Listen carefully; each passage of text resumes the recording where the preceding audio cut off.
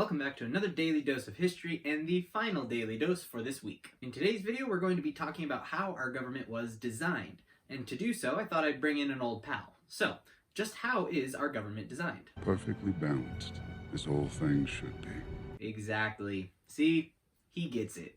He's not that bad-ish. Although, wiping out half of all existence isn't great, but he's got the right idea. If our government was to last as long as it has, it needed to be balanced, and our founding fathers knew that. The men who wrote the Constitution wanted a strong and lasting government. To achieve this goal, they designed a system of checks and balances. The Constitution gives each branch of government the power to check or to limit certain actions of the other branches. It also balances each branch's powers with the powers of the other branches. This is a rock, paper, scissors diagram, and this is the system of checks and balances diagram. Notice the similarities here? The idea that the founding fathers had in mind was to create something that was balanced with not too much power leaning one way or the other. Similarly to a game of rock, paper, scissors where there's no clear advantage. Although actually there is. You don't get to be the staff meeting rock, paper, scissors champ for nothing. But I digress. If there was a branch of government that had too much power, well then the country would have another King George on their hands, and they didn't want that. And this is why the system of checks and balances is so important. Checks and balances ensure that no one branch becomes too powerful. For example, Congress can pass laws, but the president can approve or veto them. The president's power is a check on the power of Congress. If Congress created a law that was not going to help our country, the good news is that the president in the executive branch can veto or reject that proposed law, therefore keeping the legislative branch in check. On the flippity-flop of things, Congress can overrule a veto by the president so long as there's 2/3 agreement, therefore having the legislative branch check the executive branch and make things all balanced. Okay, so that makes sense, but what happens if these two branches decide to team up against the judicial branch? Well, the text thought of that too. What if Congress and the president agree on a law that conflicts with the Constitution? If the law is challenged in court, the judicial branch decides whether it is unconstitutional.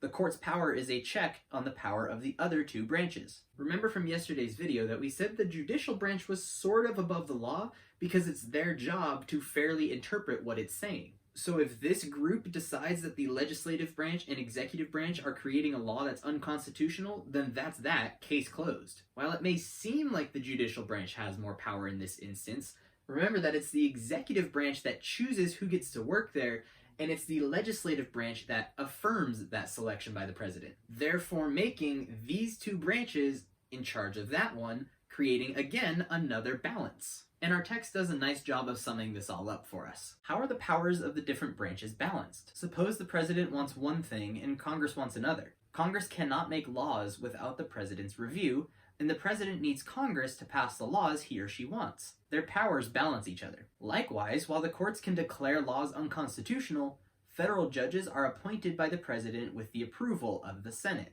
So overall, the founding fathers wanted a government like this, excellent, and not like this. When all three branches of government are balanced together and in line with each other, everything is much more stable. Now there's one last bit of power that all three branches of the government have when it comes to keeping everybody balanced. You've heard this word before in the videos of this week, and no doubt you've heard this concept talked about before the old coronavirus came around. I'm not going to be going over the most recent example of this, but we are going to address a little bit of what the concept is. Another example of checks and balances is impeachment. Suppose members of the executive or judicial branch misuse their power. Congress can impeach them, try them, and remove them from office if they are found guilty. In these ways, the Constitution works to make sure that no one branch of the government has too much power. Okay, for starters, this word impeachment means to accuse or charge government officials, such as the president, with a crime or misconduct. Before we continue, allow me to address the fact that it could be anyone in the government, not just the president. But because the president is such a high-profile position in the government, most people tend to think of just that position when it comes to this concept. In reality, only 4 presidents in our entire history have been impeached, and all were either found not guilty or, in President Nixon's case, quit the presidency before the impeachment could be finished. And all cases of impeachment are unique to their era of history, so I'm not going to break down every single one of them for you. The point I really want to hit home here is that anyone can be impeached if they work in the government, regardless of which branch you happen to work in. Which means no matter what branch you're in, if you mess up, the Constitution allows you to be impeached, thereby keeping everything balanced. And speaking of the Constitution, here it is, in all of its glory, the real deal, along with the Declaration of Independence. What we just spent the last month and a half or so talking about is encapsulated in these two photos right here. This is the foundation of the United States of America.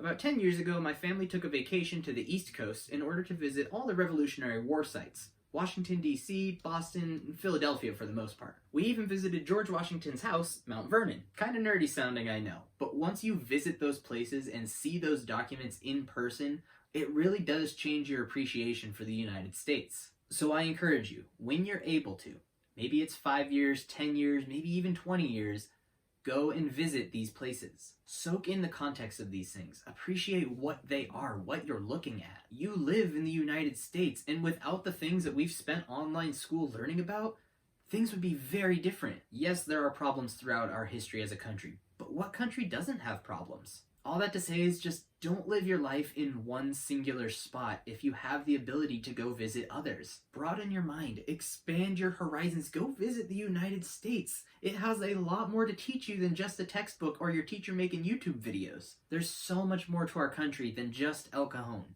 But guys, that's going to do it for today's daily dose of history. Be sure to head back to our Google Classroom and answer our question of the day.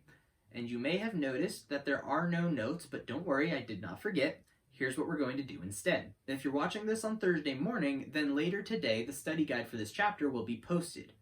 If you happen to be watching it this afternoon, then chances are it already has been posted and you've hopefully seen it by now. When we return from break, we're going to be going over that study guide during our Zoom review session, so make sure between now and then you give it a quick look. And don't forget, your Chapter 14 test is that Thursday and your States and Capitals test is that Friday, so, like I said, if you haven't been studying, you're making things real difficult on yourself. But with that being said, I hope you have a great Memorial Day break, and I will see you on Zoom on Wednesday.